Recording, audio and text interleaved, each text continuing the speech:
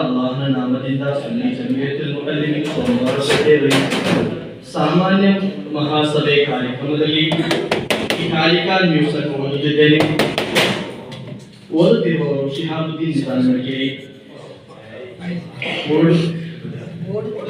Court ಜಮಿಯತುಲ್ Ulama 5 ದಶಕಗಳನ್ನು ಪೂರೈಸಿ ಸುವರ್ಣ ಮಹೋತ್ಸವ ಸಂಭ್ರಮ ಸಂತೋಷದ ಸಡಗರದಲ್ಲಿ ಸತ್ಯವಂತರ ಸತ್ಯದಲ್ಲಿ ಎಂಬ ಶೀರ್ಷಿಕೆಯಡಿಯಲ್ಲಿ ಕೂರ್ಗ್ ಜಮಿಯತುಲ್ ಉಲಮಾ ಗೋಲ್ಡನ್ ಜೂಬಿಲಿ 2025 ಜನವರಿ 12ರಂದು ಎಂಎಂ ಸುಫಿ ಶಹೀದ್ ಅವರ ಸನ್ನಿಧಿಯಲ್ಲಿ ನಡೆಯಲಿದೆ. ಆಧುನಿಕ ಜಗತ್ತು ಕಂಡ ಅತಿ ದೊಡ್ಡ ವಿದ್ವಾಂಸ, ಇಂಡಿಯನ್ ಗ್ರ್ಯಾಂಡ್ ಮುಫ್ತಿ, ಈ ಜಗನ್ಮಂಡಲದ ಸುನ್ನಿ ಮುಸಲ್ಮಾನರ ಚಕ್ರವರ್ತಿ ಸುಲ್ತಾನುಲ್ ಉಲಮಾ ಎಪಿ ಉಸ್ತಾದರು ಹಾಗೂ ಈ ಸುಲೈಮಾನ್ ಉಸ್ತಾದರು ಸಮುದಾಯದ ಸಮುದಾಯಕರಾದ ಸಾದಾತುಗಳು ಅತ್ಯುನ್ನತ ಉಲಮಾ ಉಮ್ಮರಗಳು ಭಾಗವಹಿಸಲಿದ್ದಾರೆ. ಸಮ್ಮೇಳನದ ಪ್ರಚಾರದ ಸಫರೆ ಇಫಾದ ಕೊಡಗು ಜಿಲ್ಲೆ ಯಾತ್ರೆಯು 2025 ಜನವರಿ 4ರಂದು ಶನಿವಾರ ಬೆಳಗ್ಗೆ 9 ಗಂಟೆಗೆ ಗಲಗಂದೂರಿನ ಕಾಜೂರು ಮಕಾಮ್ ಜಿಯಾರತ್ನೊಂದಿಗೆ ಆರಂಭಗೊಂಡಿತು.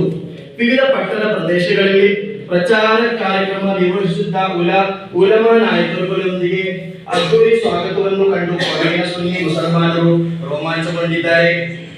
ಇಸ್ರಾ ಮಿರಾಜ್ 2027 ಇಸ್ರಾ ದಿನ ಜನವರಿ 28ರಂದು ಆಗಲಿದೆ ಎಂದು ಕಾಂತಪುರಂ ಎಪಿ ಅಬೂಬಕರ್ ಮುಸ್ಲಿಯಾರ್ ಅವರು ಹಾಗೂ ಖಲೀಲ್ ಬುಖಾರಿ ತಗರವರು ಪ್ರಖ್ಯಾಪಿಸಿದ್ದಾರೆ.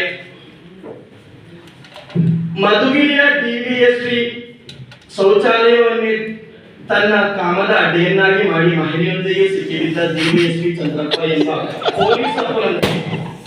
ಪೊಲೀಸಪ್ಪನಿಗೆ 14 ದಿನದ ನ್ಯಾಯಾಂಗ ಬಂಧನ ವಿಧಿಸಲಾಗಿದೆ.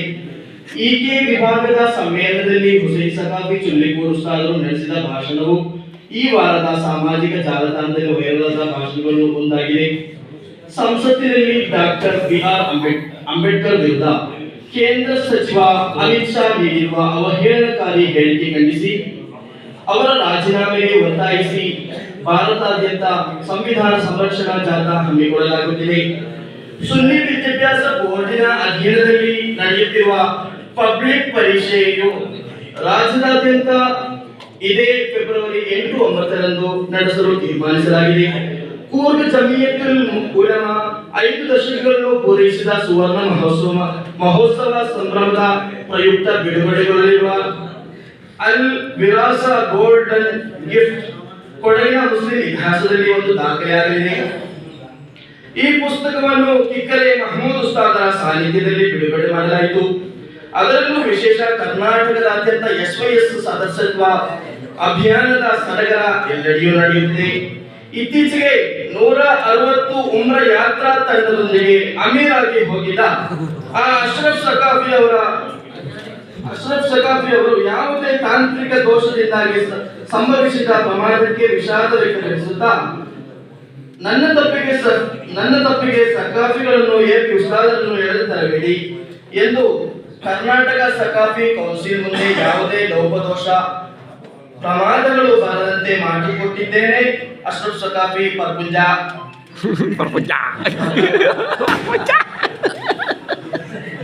ಪತ್ರಿಕೆ ಸಮ್ಮೇಳನದಲ್ಲಿ ಹೇಳಿದ್ದಾರೆ.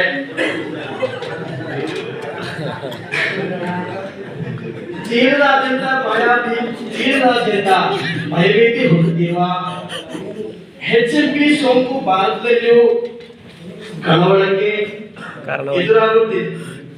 ಎಡಮಾಡಿಕೊಟ್ಟಿದೆ. ಸೋಮವಾರ ಜನವರಿ 6ರಂದು ಬೆಂಗಳೂರಿನಲ್ಲಿ 2 ಮಕ್ಕಳಲ್ಲಿ ಈ ಸೋಂಕು ಪತ್ತೆಯಾಗಿತ್ತು.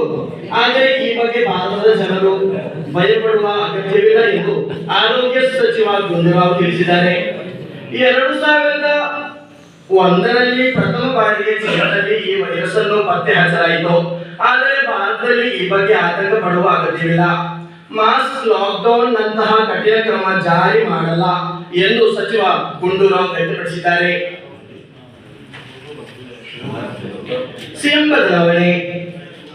ರಾಯಚೂರಿನಲ್ಲಿ ಮಾತನಾಡಿದ ಸತೀಶ್ ಜಾರಕಿಹೊಳಿ ಅವರು 2028ರಲ್ಲಿ ವಿಧಾನಸಭಾ ಚುನಾವಣೆಯಲ್ಲಿ ನಾನೇ ಸಿಎಂ ಅಭ್ಯರ್ಥಿ, ನನ್ನ ನೇತೃತ್ವದಲ್ಲಿ ಚುನಾವಣೆ ನಡೆಯಲಿದೆ ಎಂದು ಹೇಳುವ ಮೂಲಕ ರಾಜಕೀಯ ಪಡಸಾಲೆಯಲ್ಲಿ ನಿಗೂಢ ಚರ್ಚೆಗೆ ಮುಹೂರ್ತ ಇಟ್ಟಿದ್ದಾರೆ.